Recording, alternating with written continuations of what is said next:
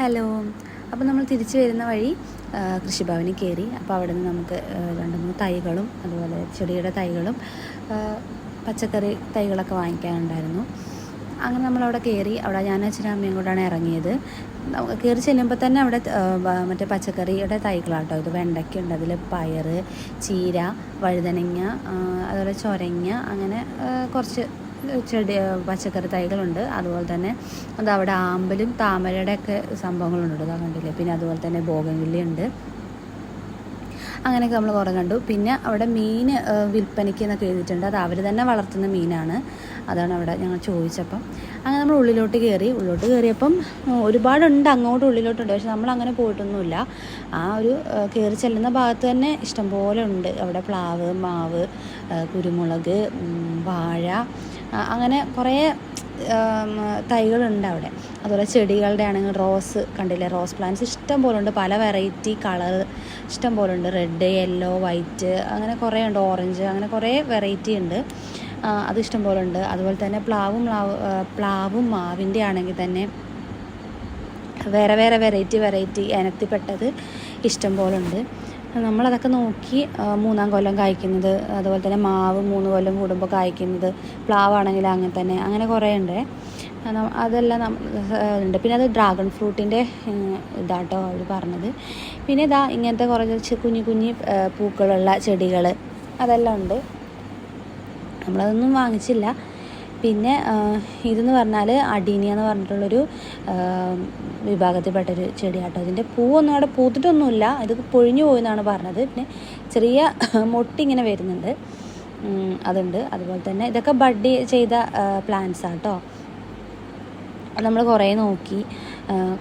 അതിൻ്റെ വിലകളും കാര്യങ്ങളും എങ്ങനെയാണ് അതിൻ്റെ രീതികൾ അതൊക്കെ ചോദിച്ചു. നമ്മൾ മേടിച്ചാലും നമ്മൾ ചെയ്യണമല്ലോ.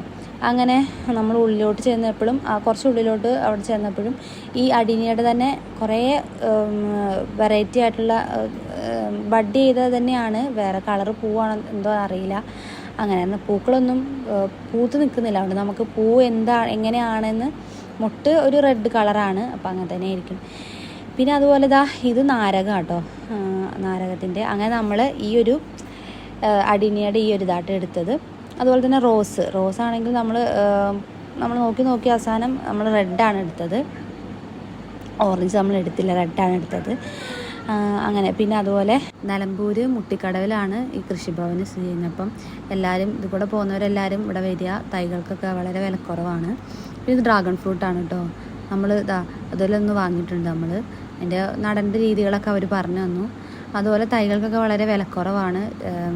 പച്ചക്കറി തൈക്കൊക്കെ ആണെങ്കിൽ 3 രൂപ മുതലാണ് ഇവിടെ. തക്കാളി തൈക്കും വെണ്ട അങ്ങനെയുള്ളതിനൊക്കെ 3 രൂപ മുതൽ തുടങ്ങും, സ്റ്റാർട്ട് ചെയ്യും. അങ്ങനെ നമ്മളിതാ ഇത്രയും സാധനങ്ങളാണ് വാങ്ങിയത്. മാവ്, റോസ്, പിന്നെ അഡീനിയ, പിന്നെ നമ്മൾ കുറച്ച് പച്ചക്കറി തൈകൾ, ചെറിയ പച്ചക്കറി തൈകളും വാങ്ങി. പിന്നെ അതുപോലെ നമ്മൾ പയർ വാങ്ങിട്ടോ. അവിടെ അവർ തന്നെ കൃഷി ചെയ്ത പച്ചപ്പയർ, അത് നമ്മൾ വാങ്ങി 1 കിലോ. തക്കാളി തൈ ഇതൊക്കെ കണ്ടില്ലേ, ഇതിനൊക്കെ തക്കാളി തൈക്ക് 3 രൂപയാണ് വില. നമ്മളങ്ങനെ 10 തൈയാണ് നമ്മളെടുത്തത്.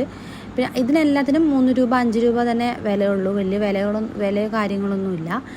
ഇതിവരിങ്ങനെ വളർത്തുന്നത് ഇതുപോലെ ഈ പ്ലാസ്റ്റിക് പാത്രത്തിൽ വെച്ചിട്ടാണ്, മണ്ണൊക്കെ നിറച്ചിട്ടാണ്. അപ്പോൾ നമ്മൾ എത്രയാണ് നമുക്ക് വേണ്ടത് അതനുസരിച്ച് അവർ മുറിച്ച് തരുന്നതാണ്. അങ്ങനെ അങ്ങനെ തന്നെയാണ് ചെയ്തിരിക്കുന്നത്. അതുപോലെ നമുക്ക് കൊണ്ടുവരാനും ഈസിയാണ്, നടാനും ഈസിയാണ്.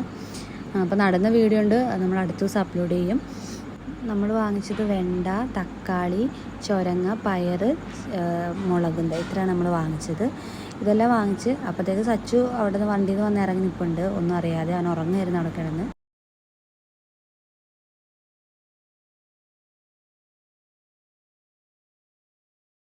അങ്ങനെ എല്ലാം പാക്ക് ചെയ്ത് ഞങ്ങൾ വണ്ടി കൊണ്ടുവച്ചു. ഏകദേശം 700 രൂപയായി, നഷ്ടമൊന്നുമില്ല.